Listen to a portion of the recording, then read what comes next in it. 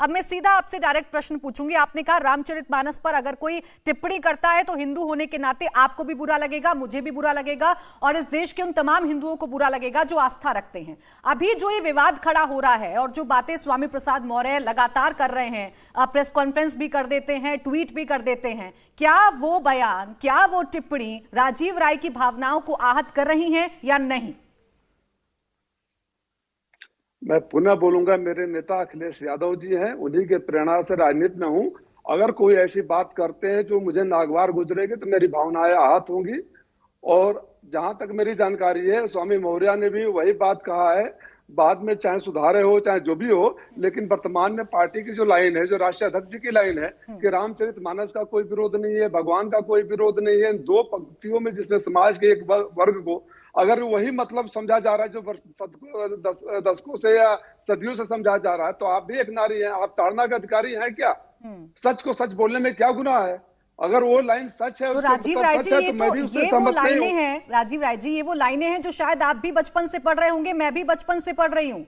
ये अनार उगा के हर साल 1 एकड़ की जमीन पर 10 लाख कमा रहे हैं।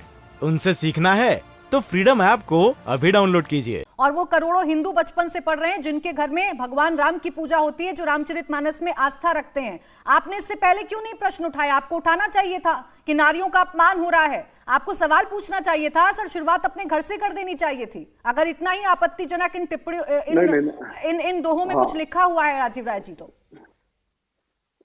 जी जवाब दे रहा हूँ। पहले तो मैंने सवाल नहीं उठाया, किसी पत्रकार ने स्वामी मौर्य से सवाल पूछा, उन्होंने जवाब दिया और इस पर जो कोहराम मच गया। मैं आपसे विनम्र निवेदन करता हूं कि जब भारतीय जनता पार्टी के प्रवक्ताओं को आप लेकर आते हैं, मुझे पता है इसके बाद पैनल में भारतीय जनता पार्टी के प्रवक्ता होंगे, चाहे सरकार से जब आप सवाल करती हैं, तो मेरा विनम्र निवेदन आपसे यह है कि स्वामी मौर्य की 2 लाइनों पर, आपत्तियों पर जो कोहराम मचाए हैं, संजय निषाद के ने जब भगवान राम को नाजायज औलाद बोल दिया था तो उनकी आत्मा कहाँ गिरवी रखी गई थी? उनकी आत्मा क्यों नहीं धिक्कार रही थी? कैसे जब खुद सवालों के घेरे में है तो दूसरों पर सवाल खड़े करना क्या अच्छा लगता है? राजीव राय जी, आप तो इतने प्रबुद्ध प्रवक्ता हैं, आप जानते हैं कि चर्चा कैसे होती है। हालांकि बीजेपी से भी उन तमाम बातों पर सवाल पूछा गया है। जब जब वो चर्चा में आते हैं सर, उनसे पूछा जाता है कि आप कहाँ ठीक हैं, आपने क्या कार्रवाई कर दी। लेकिन मैं तो आपसे पूछ रही हूँ ना, मैंने तो चौपाइयों पर आपसे प्रश्न पूछा, आप चले गए बीजेपी पर।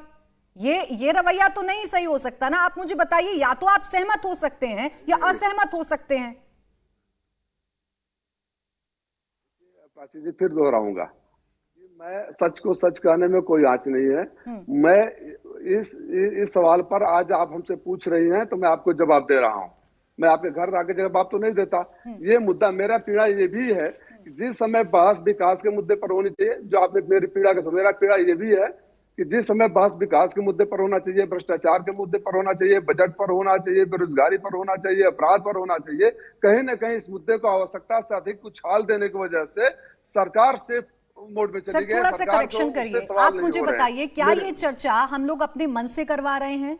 पोस्टर्स क्या आप लोगों ने नहीं लगाए? बड़े बड़े पोस्टर, गर्व से कहिए हम शूद्र हैं, गर्व से कहिए हम ब्राह्मण हैं। ये जो जातिवाद फैलाने की कोशिश हो रही है, ये कौन कर रहा है सर? आपके ही पार्टी दफ्तर के बाहर ये पोस्टर्स लग रहे हैं, तभी तो चर्चा कर रहे हैं हम लोग, वरना क्यों करेंगे? अगर आप बजट पर सवाल उठाएंगे तो हम बजट पर चर्चा करेंगे। नहीं, इसके अलावा कोई सवाल नहीं उठा रहे हैं। आपका हक है आपको सवाल उठाने का, आपका हक है, आप सवाल उठाइए, उसमें आप कहीं गलत नहीं है। मैं मेरी बात को समझने की कोशिश करिए। मैं खाली आपकी या आपके चैनल की बात नहीं कर रहा हूँ। ओवरऑल पॉलिटिकल डिस्कोर्स जो इस कंट्री में होना चाहिए था, जो वर्तमान हालत में, मैं उसकी बात कर रहा हूँ। इस देश में बस होना चाहिए और इतना ही इसी ट्यून में। ये अनार उगा के हर साल 1 एकड़ की जमीन पर 10 लाख कमा रहे हैं। उनसे सीखना है तो फ्रीडम ऐप को अभी डाउनलोड कीजिए। इसी के प्रोपोर्शनेट उस समय बहस क्यों नहीं हुई, मैं ये पूछ रहा हूँ। मेरा भी तो हक है ना, आपका हक है सवाल पूछने का। मैं आपसे पूछ रहा हूँ, आप ही के चैनलों पर जितनी बार स्वामी प्रसाद मौर्य के 2 लाइनों की चर्चा हो गई, कितनी बार संजय निषाद के बारे में चर्चा हुई, कितने बार बहस हुई, कितने बार स्पेसिफिक डिबेट हुए, आपकी कहीं नहीं हुआ। मैं फिर बोल रहा हूँ, मेरी ओवरऑल पीड़ा वर्तमान हालात को लेकर है, सिर्फ 2 लाइनों को लेकर नहीं है।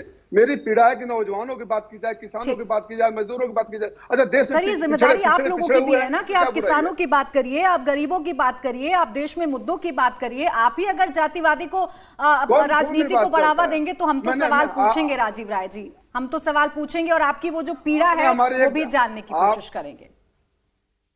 आपने हमारी एक ट्वीट को उठा लिया, लगातार सैकड़ों ट्वीट मेरे उन मुद्दों पर है, किसी को उठाया नहीं आपने।